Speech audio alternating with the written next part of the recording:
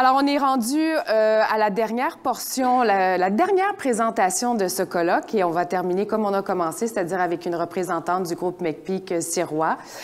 Nathalie Bolduc est conseillère en génétique agréée et elle a géré au cours de sa carrière plusieurs programmes de recherche clinique en génétique. Chargée de projet opération du groupe depuis 2022, Nathalie supervise le déploiement du tout premier registre québécois du cancer du sein métastatique.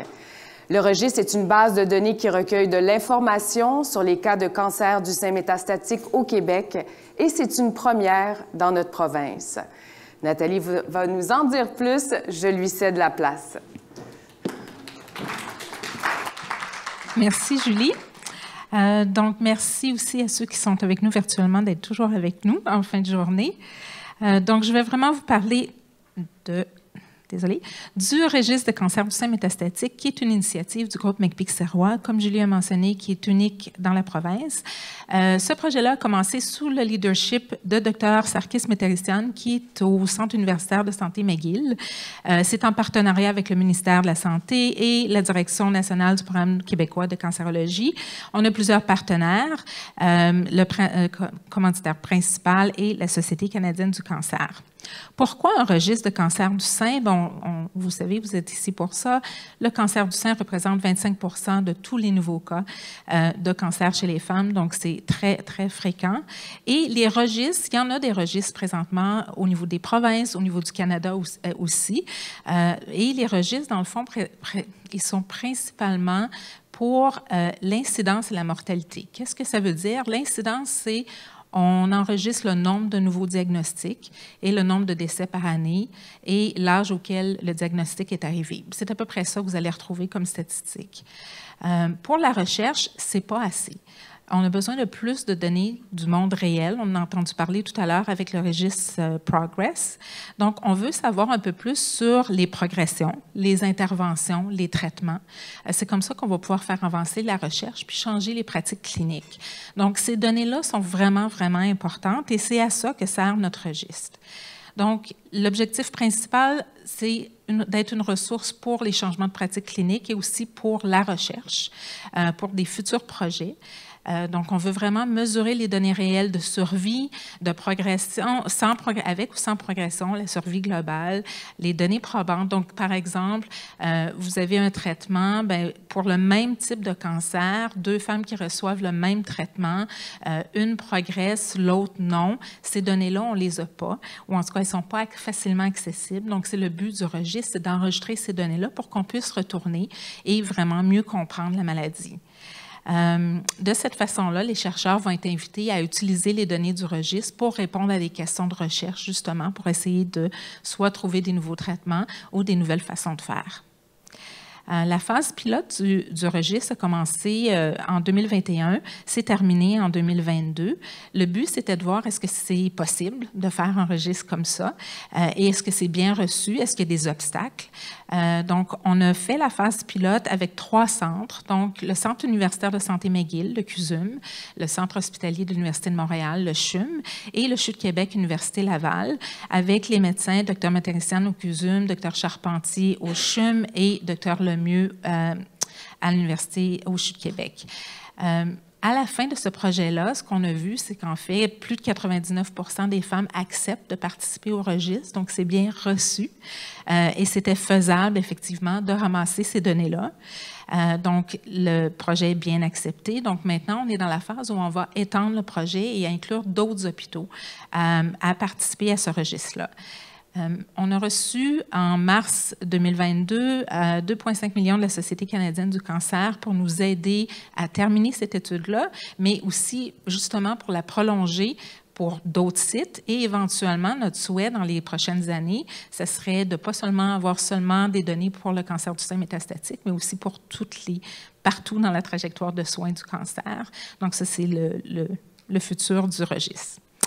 Les particularités du registre, donc c'est une base de données, des données cliniques, démographiques aussi des gens, donc l'âge au moment du diagnostic, l'âge actuel par exemple, et qui recueille l'information sur les cas de cancer du sein métastatique au Québec à partir des informations qui sont dans les dossiers médicaux.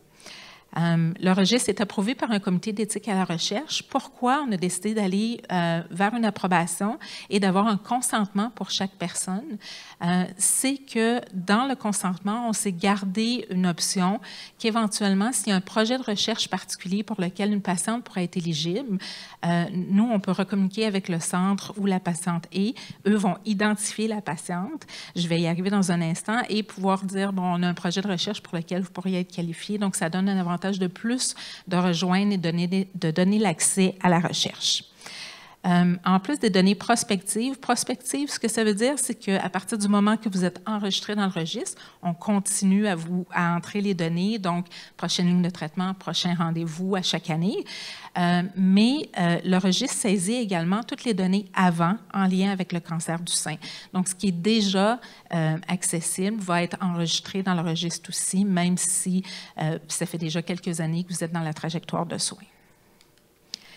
Les données du registre, donc comme je disais, on ne veut pas seulement savoir à quel âge et combien de cas.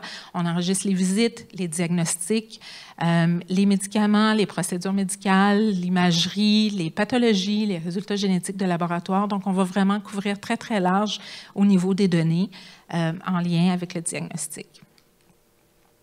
Les critères d'éligibilité, donc pour le moment, on se concentre pour le cancer du sein métastatique et on inclut aussi les cancers du sein localement avancés, mais pour lesquels ce n'est pas possible de faire une chirurgie.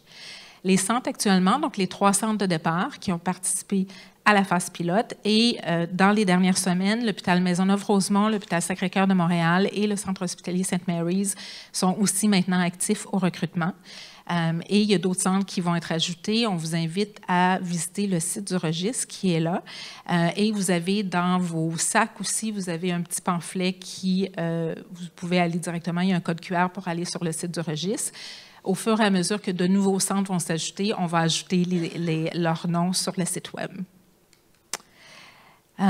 Donc, si votre centre participe au registre, on vous invite à en parler avec votre oncologue ou votre infirmière. C'est eux qui ont les consentements à ce moment-là, qui vont pouvoir vous consentir. Et on vous invite à participer parce que c'est vraiment important pour pouvoir faire avancer la recherche pour vos traitements. Oui, merci. Est-ce qu'on attend peut-être certaines questions? Oui. Est-ce qu'il y aurait des questions dans la salle? Oui.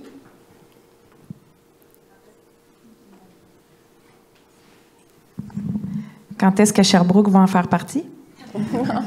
On y est presque. On s'appelle. C'est vrai? Oui, les contrats sont presque signés, là, donc on y est presque. Oui. Francine, c'est à vous. Moi, je veux juste savoir, quand vous dites on fait des recherches, oui. Disons que je me porte, bon, je suis une patiente, j'ai tel âge, je me porte garante pour faire partie de la recherche. Vous faites quoi comme examen? On essaie des médicaments? Vous voulez dire avec la clause pour qu'on puisse vous recontacter? Oui. Parce que la base de données, bien, ce que je vais mentionner, je vais faire un aparté, puis je vais revenir à ça. Oui. La base de données, elle est dénominalisée, donc elle est anonyme. Nous, de notre côté, quand on consulte la base de données, on ne sait pas qui est qui, on a un code et on n'a pas la clé du code non plus. Okay. Donc, si, par exemple, on est approché pour un projet de recherche, on regarde, ah oui, il y a tant de patientes selon les critères, donc je vais dire n'importe quoi, là, mais combien de patientes ont des tumeurs cérébrales, par exemple, on veut leur proposer un projet de recherche. Nous, on peut sortir ça et selon le code, on sait ça vient de quel hôpital. Donc, on peut aller vers les registraires de l'hôpital, aux archives. Eux ont la clé. Donc, eux vont dire, OK, cette patiente-là, c'est ça. On va communiquer avec son médecin ou son infirmière de recherche et c'est eux qui vont vous contacter pour dire, il y a un projet de recherche pour lequel vous pourriez être éligible. Puis là, ça entre comme tous les autres projets de recherche dont on a parlé aujourd'hui. Là, où ils vont discuter avec vous, une infirmière de recherche qui va vous en parler. OK. Merci. Madame, oui. J'ai une question un peu intéressée. En fait, vous avez parlé de qui peut contribuer à ce registre-là, mais qui peut l'interroger? Qui a accès à ces données-là pour faire des projets de recherche? Bien, en fait, tout le monde. On est en train de développer, on a mis en place un plan pour nos partenaires financiers présentement, qui, eux, vont avoir le droit, qui sont dans l'industrie pharmaceutique, mais au niveau académique aussi, ça va être possible. Donc, tout le monde peut demander à interroger le registre avec n'importe quelle question, effectivement. Est-ce qu'on aurait des questions en ligne? Oui. C'est maintenant moi qui est assigné aux questions en ligne. On a parlé pendant une bonne partie de la journée, en fait, de donner son consentement à un projet de recherche. Est-ce que, bien, là, on a compris que c'était un consentement aussi pour le registre. Qu'est-ce qui arrive à mes données si je retire le consentement? C'est une très bonne question. Donc, si on décide de se retirer du registre de cancer du sein métastatique, il n'y a pas de problème. Ça n'influence pas vos soins, comme n'importe quel autre projet de recherche. Donc, tout ça, ça continue. Les données du registre sont recréées à chaque semaine. Donc, à partir du moment qu'on retire votre consentement, dans la semaine, au moment, là, généralement, c'est le samedi où la base de données est régénérée, vos données vont être retirées à ce moment-là. Donc, vos données sont protégées. Comme je disais, elles sont anonymes. Effectivement, si vous retirez votre consentement, les données vont être retirées au moment où ça se régénère. Il y a 2 questions en présentiel. Moi, je voulais savoir, est-ce que les personnes qui peuvent participer au registre, qui veulent s'enregistrer, c'est simplement les personnes qui sont en traitement maintenant, ou il y a des informations utiles de quelqu'un qui a déjà eu un cancer du sein qui est pas mal réglé en ce moment? Est-ce qu'il y a de l'information utile qu'on pourrait contribuer? Il y a toujours de l'information utile qui peut contribuer. Vraiment, le critère, c'est cancer du sein métastatique. Okay. Donc, pour le moment, éventuellement, quand on va l'étendre à d'autres types de cancers, donc là, on va vraiment pouvoir aller chercher d'autres informations, mais ça démontre le point que toutes les informations sont utiles, effectivement. Parfait. Merci. Est-ce que ça peut être fait de façon rétroactive? Oui, d'en parler à l'infirmière parce que, comme on dit, à partir du moment où on coche le consentement, au niveau des archives, eux, ça leur permet, on travaille avec les registraires des différents centres, en fait, des archives médicaux. Donc, eux, à ce moment-là, ça leur permet d'insérer les données manquantes et de pousser tout ce qui est déjà là, finalement, qui va être remis dans notre registre. Madame, vous aviez une question aussi à la même table? Je ne veux pas lancer un autre débat, mais qu'est-ce que c'est le risque réel de consentir à partager ces données? Dans un contexte comme ça, en fait, il n'y en a pas ou très peu. Il y a toujours la question, les gens, des fois, sont inquiets de dire, bien, qu'est-ce qui arrive si vous faites pirater les données? Les données sont entreposées sur le serveur du ministère de la Santé. Donc, elles sont complètement protégées. Il y a plusieurs pare-feux pour y accéder. Donc, les données sont protégées. Comme c'est anonyme, on ne peut pas vous pointer, vous identifier non plus. Donc, honnêtement, il n'y a pas ou peu de raisons de ne pas participer.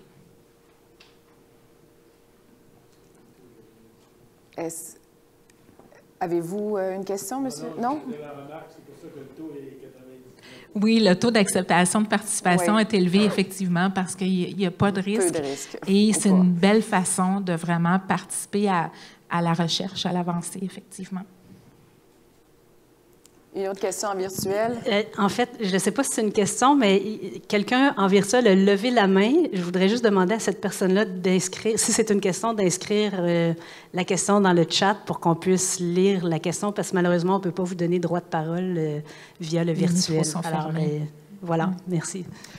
Petite question d'ailleurs, pour mon information, est-ce qu'à la fin de ce colloque, il va être disponible en visionnement ultérieurement, est-ce que si quelqu'un le visionne, ou même quelqu'un qui était en virtuel, ou même vous en présentiel, si une personne a une question, est-ce qu'on peut justement continuer à écrire des questions et avoir des réponses à ça? Est-ce que c'est quelque chose de possible?